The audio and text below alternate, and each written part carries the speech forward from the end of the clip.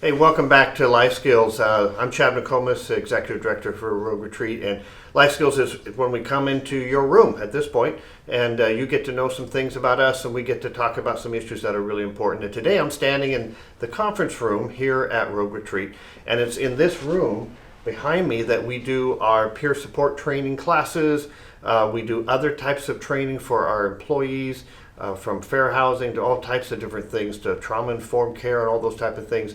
And it's a constant effort to educate ourselves so that we can be better at what we do. And we want to encourage all of you to take opportunities to educate yourself, to be better at what you do, whatever that might look like for you. Education is a big deal. I know that personally, I'm always trying to learn new things. And that I had a boss years ago that said you should read 50 books a year, and I thought that's absolutely ridiculous. But the more I read and the more I learn about different topics and different people, the gems that I pick up that actually affect my life. And I think the same can happen for all of us. So we want to encourage you, listen carefully what we're going to be talking about on this life skills session about education, and do what you can to continue to grow. That'll make you a better person, have a better life. Thanks. Hi, my name is Demi DeSoto, and I'm here today to join you guys to talk a little bit about some things about ourselves. And I'd like to call it success, and what is success, and how do you get there? I mean, if you think of the word success, and what does that mean to you, okay? And it means a lot of different things to a lot of different people. How does it get there? Does that mean learning things? Does that mean doing things? Does that mean getting a job? How do you define success for yourself? Having skills? All of that comes into play. As we talk about this, I'm going to start off just tell you a little about me. I'm a librarian. I work for the Medford School District, and I mostly work with kids in the kindergarten through 6th grade. And it's a great place to learn about learning, a great place to learn about teaching, a great place to learn about how people learn. Through the course of that, I've taught in college, I've taught in middle schools, I've taught in elementary schools, and through the course of that, I've learned a little bit about different people's ways of learning, different people's ways of thinking what's success. I mean, in the course of my lifetime, I've flipped hamburgers, I've crushed concrete, I've swept floors, I've worked on farms, I've done other things. I wasn't always a librarian. I was only a librarian as of 3 months ago. So things change, and how do you adapt to change? And right now the world is changing a whole lot. And we are all going through a big change with things being closed, and restaurants and churches and everything being closed. And how does the world change, and what does that mean? Now another word for success, what does the world need? And how can you fill that? A story I wanted to share with you was when I was teaching college in New York. I had a young kid come out of Harlem. And I mean, this kid had zero money. He came from a broken family. He lived in the worst ghettos you could imagine in Harlem. But this kid had a dream. He had a desire that he wanted to be a success. What that meant to him, in a sentence he told me, he said, Mr. D, one day I want to be so successful that I could have a house out on Long Island that when you flush the toilet, it goes around in a circle real quiet like. That was the definition of success to this kid. He wanted a house with a quiet toilet that didn't sound like a rocket when he flushed it. And he worked hard. He learned television production. He learned how to do lighting. He gave himself the nickname of Deron Ellis the Electric. And so he promoted himself, he developed his own brand, and did his own thing. And this was a kid that had no support, didn't have anybody behind him, who just did it on his own. He showed up every day in class, a shirt and tie, tattered as it was, but he showed up and he worked hard. So you have to determine that for yourself. And this little chance we have here is, how do you get from where you're at right now to there? And where the heck is there?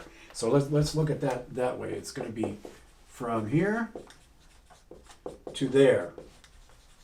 And you have to define, where is there? Where is it that you want to be? I mean, obviously you want to learn things, you want to gain new skills, you want to be able to go out and try those skills, whether it's reading, writing, learning computers. I mean, the world is changing so fast that used to be you could get by just by knowing how to use a pencil and paper, maybe a calculator, maybe an adding machine. Then came computers, then came laptops, then came the internet, then came Zoom, then came everything else. Don't feel bad. There are teachers out there who are having to relearn how to teach because of technology. Because now that everything's closed because of COVID, everybody's having to learn online. having to learn through Zoom, having to learn through classes and online things, all through laptops and cell phones and tablets. So the world is changing. So what a lot of people who used to think they knew everything that they were doing, now all of a sudden have to do everything completely different. So there is no normal. So you don't have to feel like, geez, I feel like I'm behind the gun, because it's changing every day. So from here, the here part, where are you right now? Are you happy with how your handwriting is? Are you happy with how you can pick up and look into a book to find something out? Are you happy with the way that you can converse with somebody? Are you happy with what you have in a knowledge base that can help you attain your goals? And then next step, once you figure out where you are, what things you have going for you, where do you want to be? And that's where it goes from here to there. Where is it you want to go? Is it that you want a job? Is it that you want a skill? Is it that you want to learn and have knowledge? All of those things come into play. And it's a basic personal information from you. You have to reach down inside and say, what do I want? What does God want from me? What do I want for myself? Where do I go? How do I get there? That's a little bit of what you need to do yourself with help from people. As we do go through this, we want to talk a little bit about those kind of things. And on my notes, one of the things that I thought would be very important to talk about today is, different ways to learn. Do you like speaking to somebody and learning? Do you like hearing from a teacher? Do you like reading material? Do you like writing? Do you like listening? Do you like watching? Some people like touching. It's a hands-on kind of thing if you're learning a skill. If you're learning to use tools, or if you're learning to use computers, how do you like to learn? These are all things that you need to learn for yourself about yourself before you can start down that path to get there. And it's like, people who know me will say, I will say things twice, or I'll say things again and again, because that helps me remember. But you need to figure out, what is it that helps you learn? In that same area, along the different ways to learn, how do you go about organizing yourself? Because you need to have yourself organized. If you want to go out and try to get a job, everybody wants to go get a job. How do you have your information about you? Do you keep it in a file? Do you have, if you go to a job, they're going to want to know how to contact you. They're going to need to know your contact information, your name, your address, your phone number, your email, if all of those. If you don't have all of those, that's something that you need to work on and put on your list. Is how does somebody get a hold of you if, in fact, that they need you or want you, or you have an opportunity that could be yours? How do you do that? Start very simply. Piece of paper, pencil. Start at the top. Write your name on it. Write how somebody, if they were to mail you something, where would they mail it? A post office box? Is there an address? Is there an organization that helps you, that you could have that sent to you? Figure that out. Next step, how would they call you? Do you have a phone? Do you have a cell phone? Do you have access to a telephone? That number that is most likely to be able to reach you if somebody wanted you for a class or for a special appearance or an interview. You have to be able to be reached in order to make those opportunities. Email, you don't have to pay for email. You can have free email. There's lots of email sources out there. Now you can go to a public library and use the computer and get on email. You can go to an organization and be able to get help and use a computer and do that. So you need to be able to put that piece together as well. All of these are tools that you need to do, and it's like a systematic check. What's important in all that is being able to stay focused. Because you have to stay focused. It's real easy, like something shiny, and off you go. I'm right there with you. The guy behind the camera is laughing at me because he knows. But it's like something will come up, and it's like if you go to the internet to find something, like say you're doing some research about how to write a resume. The next thing you know, it's 30 minutes later, and you're shopping for tires at Fred Meyer. And it's like your mind goes a million different ways. How do you get yourself focused? In elementary school, where I'm at, we tell the kids, you have to have a designated space where you know that when you're in this space, like this desk, when I'm at this desk, it's time to do work. It's time that I have paper, I have a pen, I have a glass of water, I have a light, I have everything I need right here. So when I sit down in this space, whether it's a TV tray, something on your lap, it could be on the floor. It doesn't have to be a big proper desk, but you need to have a space where you can focus so that when you get yourself to a place where, okay, I'm going to gather the information I need to start putting together a resume. Maybe information on my background, maybe information on what I want to achieve, setting goals. That's another thing that, could be part of this discussion as well. But you need to be able to focus, take away as many distractions as you can. One of the things our kids in elementary school right now, it's like watching them on Zoom, because all the classrooms are all on Zoom. Everybody's on computers, okay? They're all learning from home. And when we see kids in the class, like we'll see 20 kids on one screen. And to see what's going on in the background for those kids, it's amazing that they actually can focus. Because they're at home, the dog's barking, their baby brother's crawling all over them, the parents watching TV, something's going on in the home. It's very difficult to focus. So you have to be able to focus yourself to get where you can set your goals and what you want to do. Once you do that, because there's a lot of things right now that are limited because you can't do it in person.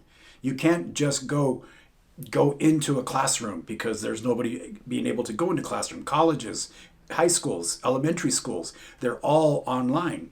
And the type of schools that you can go to, from Southern Oregon University to Rogue Community College to the Southern Oregon Educational Service District to junior highs, high schools, elementary schools, they're all online right now. So you have to find a way to be able to use online services. Where can you do that? Well, if you don't have a computer, smartphone, tablet, or other method like that, there are places that can help you. You can borrow a computer, loan a computer, go in and use a computer to do that and have those resources, together. The Oregon Employment Department is a great place. If you're in a place where you kind of have your information together and you want an idea of what to do and how to build a resume, there's a lot of resources that can help you build a resume. There's a lot of organizations that can help you if you need to sit down and have somebody help you build a resume and sit down so it's presentable to give to somebody. Sometimes you can get a job without even having a resume, just by talking to people. If you can meet people, go in, get the message across that you want, do it that way. But getting yourself organized is very important. Another one, the Southern Oregon Educational Service District. They're part of the school district. If you have yet to get a high school diploma, that would be the first step, is getting that. That just shows that you've completed it. And if you go back, say it's been a long time since you've been out of school and you never finished high school. When you go back and get that GED, it's looked at very well respected because you took the time to make that commitment to yourself to go get that and help you to be successful. Keep that going.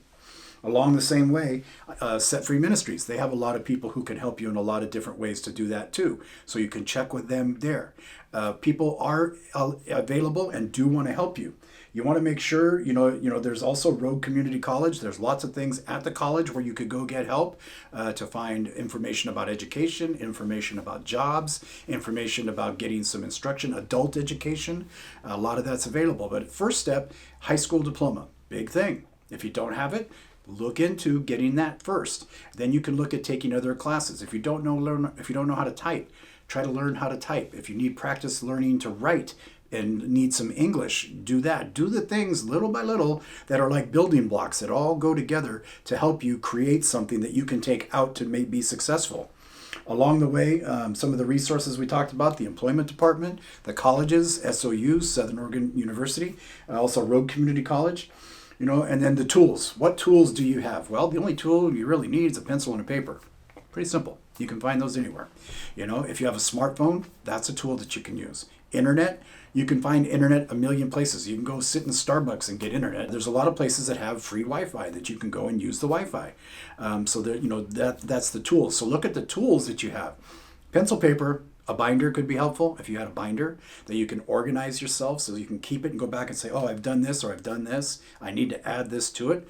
Another one of those things, tablets, laptops, all of these, if you have those, that's great. It doesn't mean you have to have them, but there's other places where you can use them. The library has those that you can use, you can check out. Get a library card, get things like your identification card or a driver's license. Documentation, because when you go for a job, they're going to want to see documentation. They're going to want to see things that are proof of citizenship, proof of residency, proof of things like that. Things where you have mail sent to you, a post office box, things like that. You have to have those kind of things on your tool belt to make it successful. Along the way too, one of the most important things for anybody right now is to learn how to work in this new world. Because right now, with the COVID pandemic, everything the way it used to be is out the window. If you have to adapt to how it is now, because people who have been doing things for a long time, it's completely different now. Teachers are teaching differently, students are learning differently, workers are working differently. They're working from home. It's not like they have the option to work from home. Some people have to work from home because they can't go into work. Restaurants, bars, gyms are all closed down. Those people are either working from home what they can, or they're going on unemployment, or they're finding other work. So there's an opportunity where a lot of stuff is up in the air, and from that, as it all sifts out, there could be opportunities there to pursue. How you attack it and how you go after being able to see new opportunities, see new skills, and make them your own. If you need practice writing, write letters to people. If you need practice reading, pick up a book, pick up a magazine, read something on the internet. Just practice reading. Learn those skills. It's like riding a bike or running. It's an exercise. The more you do it, the better you get. Keep doing that. Along the way, online employment sites. Go there and check them out where they have jobs listed. The Oregon Employment Office. Online sites like that too as well. But the main thing again is you have to determine what it is for you that is success. What makes success for you? Is it that you want to know a lot of stuff? Okay. Is it that you want a job? Is it that you want to make yourself better? I mean, it's all about what is it for you that makes it a success. And then basically, how do you get from here to there? Here is where we are now. There, me, I just started a new job three months ago. Before that, I was a teacher at Kids Unlimited, and I taught K through 8. Then this opportunity came up with the Medford School District. I'd never worked for the Medford School District. I'd never really actually been a librarian. And it's like I applied online. I did the application online, got a phone call to do a Zoom interview with 5 people, did the interview. They invited me in to take a tour, and I got the position. I had no idea that I'd be considered for a librarian position, having never been a librarian. I'd done teaching, I'd been in schools, but I'd never been a librarian. I love it. But see, I never knew. It's like you have to be able to take the chance to take that step forward. And the first step starts with finding out who you are, what you do have and do bring to the table, because everybody brings something to the table, whether it's a good trade skill, whether it's good math skills, whether it's good speaking skills. Everybody has something to bring to the table. You all do. We all do. I do. I hope so. But we all have something to bring to the table. Bring it to the table and then build on it. Add to it. Get some skills. Add the things like we talked about. The more you do that and stay in focus along the way, it's like, okay, now I've got this. Now I've got my GED. Now I feel confident going in to apply for a job. Now I've got my driver's license. Now I can get to a job. Or I can take the bus, or I can get rides from people. Build it's like a tool belt. Little by little, you're putting more tools in your belt that can help yourself. It's an important thing to do, and it's a great way to improve yourself. And the more you do it, the better you're going to feel, the better you're going to have an outlook on life, the better of your opportunities are going to be. And it doesn't stop. As you continue your adult education, you keep going and you keep moving and you keep growing. And the better you get, the better you feel, the better you're contributing, the more you're part of life. And you feel it in you that you're part of life, and you feel good about yourself. You feel happy. Okay? So basically, rounding things up here, you have to determine what is success. What is it you want to achieve? Why are you watching this? Why are you watching me, for goodness sakes? Okay? What is success to you? What is it you want to accomplish? How has this helped you in some way to think about some things about what you can do to start your process? We didn't go into detail on how to write a resume, or we didn't go into detail or look at this website. That's other lessons that you can take. That's other things you can do on your own. You can always find help for the details of that. This is just the idea of how to start getting yourself together, just getting yourself ready to make steps forward. Baby steps, little steps at a time. You can't just take big giant leaps. Baby steps. Don't be afraid. The only thing you can do from making something wrong is fix it and get better. Believe me, I've had plenty of jobs in my lifetime. I've gotten laid off from jobs. I've done jobs I didn't want to be doing because there was no other work. And it's like you just kind of keep going. Just roll with the punches. It's kind of that simple, but it's not. But I know all of you out there have the capability to see yourself and be honest with yourself and do that first. And from there, you can only grow forward. So I wish you luck. I wish you happiness. I wish you success. And thanks for watching.